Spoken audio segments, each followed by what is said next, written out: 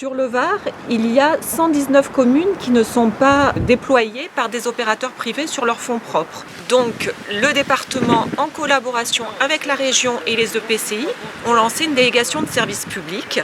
Et en 2018, elle a été attribuée à la société Var Très Haut Débit, qui est une filiale d'Orange. Sur le département, ça représente 11 000 km de fibre, donc c'est quand même énorme.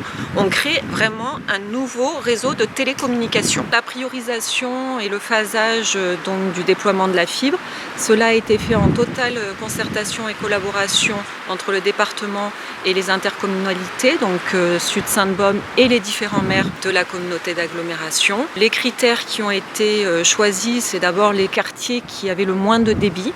Ensuite, les endroits où il y avait des zones d'activité comme Signes, donc qui va être déployé là sur 2021. Les endroits où il y a des établissements scolaires, puisqu'on sait que le président, ça lui tient à cœur avec le développement du numérique dans les écoles. Et tout ce qui est établissement public et établissement de santé. Oui, beaucoup de manœuvres, pour plusieurs raisons. La première, on a beaucoup de capacité de longueur de câble à tirer. Effectivement, ça ne se voit pas via le public parce qu'on passe par des réseaux qui sont enterrés.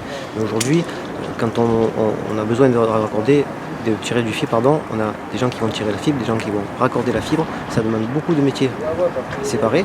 Et donc du coup, on est obligé d'être 6 personnes sur nos chantiers. Sur Sud-Sainte-Baume, près de 42 000 prises qu'il faut construire. Donc c'est quand même important. Il a fallu faire les études pour créer l'architecture, implanter les différentes armoires, les différents nœuds de raccordement. Donc là, sur les communes de Bandol, Saint-Cyr et la Cadière, les premières prises ont été construites en 2020.